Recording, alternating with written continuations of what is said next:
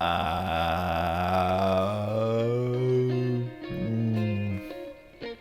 nothing's coming.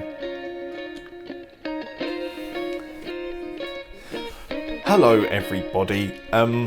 Today is day 22 of my daily lockdown vlogs, which I'm doing just to, a little personal way to sort of like document the weird times that we're living in, and also just to keep you company. And yesterday's video, the making the plushie one, was such a big edit that took like so much longer than all the other videos that I kind of just like, today's one's going to be a bit of a chill one. I guess I'm just going to kind of ramble a little bit, right?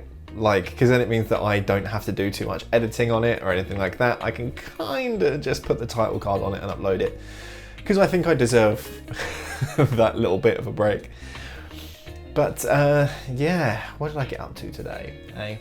Well, I stayed up till quite late to make sure that that thingy video got out, the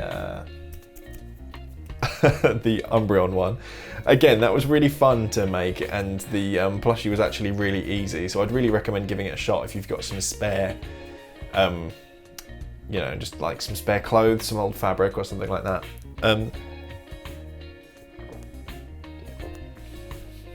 What I did do today is I went to the shop, and I don't know if you remember the video I did way back, like in the first week of videos, when I went to Morrison's and did a bit of filming there.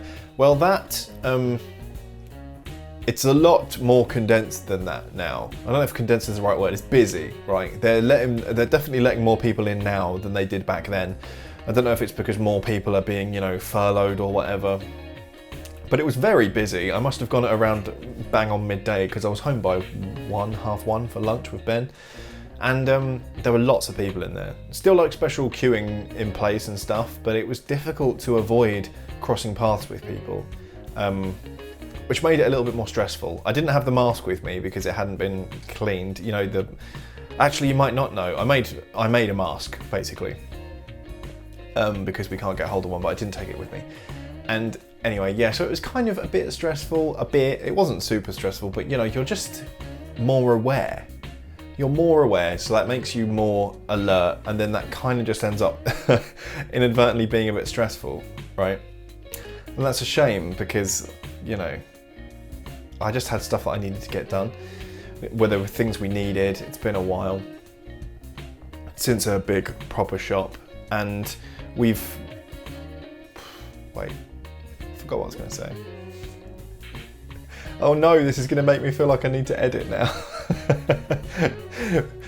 But yeah, it was more stressful than I think it needed to be. I walked around. Normally I would listen to a podcast, but this time I listened to that, that YouTube channel, lo-fi hip hop beats to study and relax to. Well, they've got a playlist on Spotify, so I was just listening to that all the way around. So it was actually quite, that really helped take the stressful edge off of it. It was good.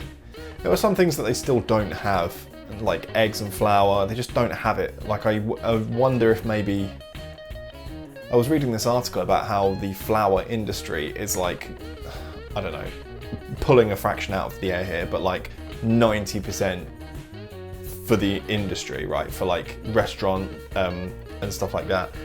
Restaurant production, manufacturing, and they just don't have the capacity to, like, the consumer demand for flour, of like say supermarket flour you'd get in a kilogram bag, like the demand for that has tripled, and they just don't have like the machines to package the flour fast enough to meet that demand, because it's never been that high, which I thought was kind of interesting.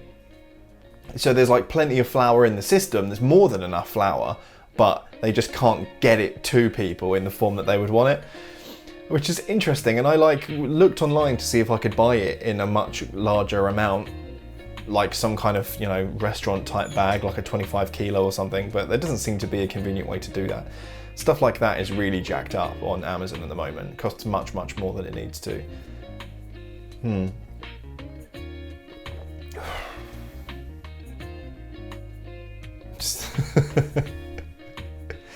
I need to, I think, build in just a little easy ramble like this every couple of days, because I'm starting to, you know, run short of ideas that aren't maybe too big for this daily video format, right? If every one of them is a plushie video like yesterday, I would just never do anything else.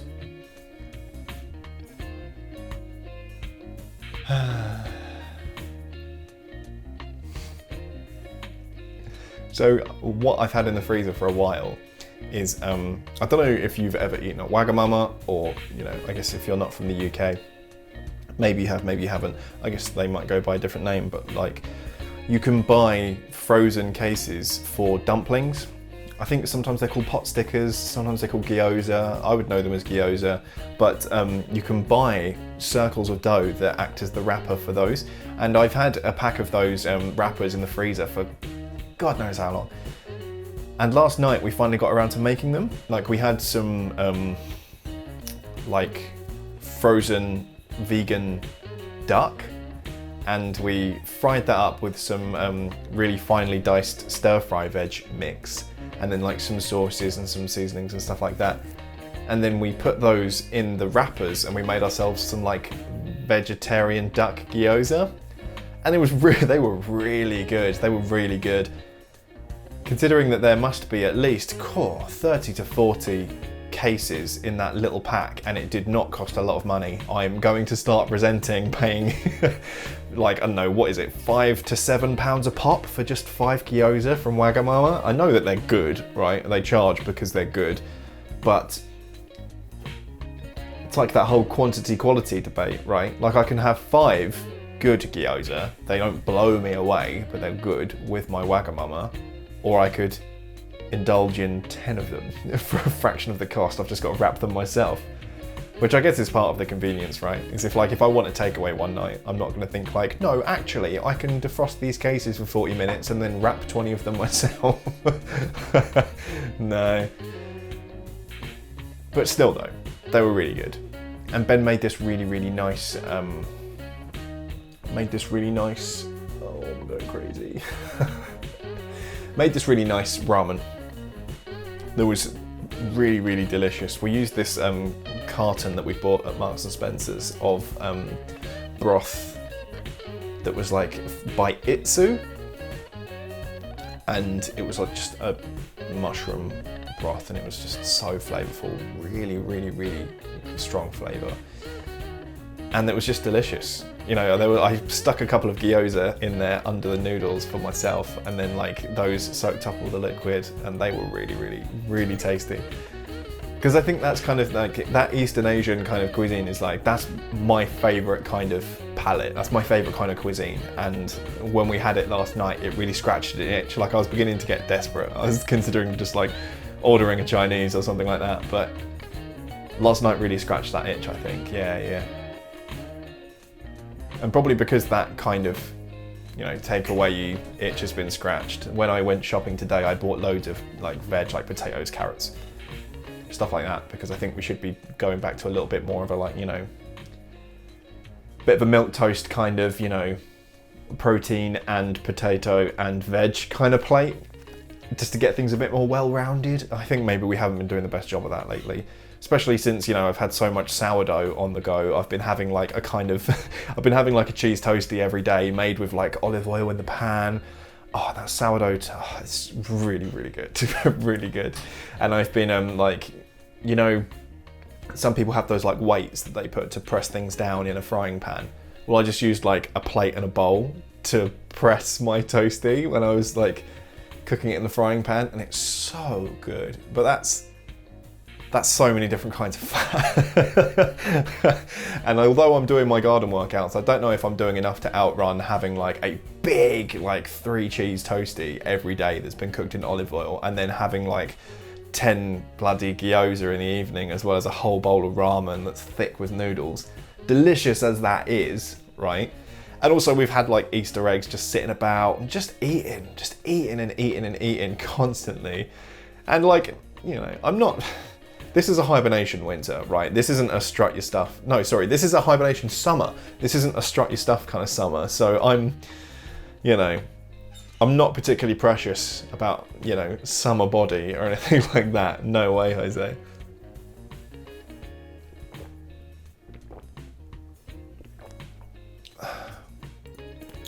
have had a lot of fun with the group chat that I set up near the beginning of this quarantine time though. It's called Queerantine just because it's, you know, open to all queer people that like, you know, Twitter friends and Tumblr friends and stuff like that. And it's been such good chat. Like, and now just today that like a Minecraft server's been set up as well with the people in there. And that's going to be fun because I've never really played multiplayer Minecraft before. Although I've played a lot of Minecraft and I've played it maybe co-op, like split screen with Ben. These people, like we've actually set up, I say we, I don't remember who did it, I think it might have been Will, but set up a server so that anyone can dip in and out of it whenever they want. It's not dependent on someone being online, so it's not traditional multiplayer, like we've actually got a server so we can get a nice little setup there, and I just think it's really cute. And I'm going to have fun playing a bit of that later. I think Ben and I bought a bottle of Disaronno as well while I was at the shop. Essentials. And I think me and Ben are going to have a nice drink tonight, a nice chill on the sofa. Because I hope he doesn't get too lonely, right? I know that sounds like a bit patronising, but I spend a lot of my time either filming these videos or up here editing them, and I'm doing it every day. And, you know, I just hope that he doesn't get lonely downstairs. I really need to plan these things a bit better so that I can spend a bit more time downstairs just chilling out and having fun, you know. We've been keeping each other's company really well lately and just generally being very cosy, and it's been, you know, it's been sweet. I love him so much. But I think, you know, that's kind of it for the ramble. I'm gonna cut off here and just say I'll see you tomorrow, maybe with something a bit more exciting, or maybe another ramble, because you're like 23 videos in now, I think. I think I deserve a little bit of a slowdown, right? Please don't leave me. Okay, bye.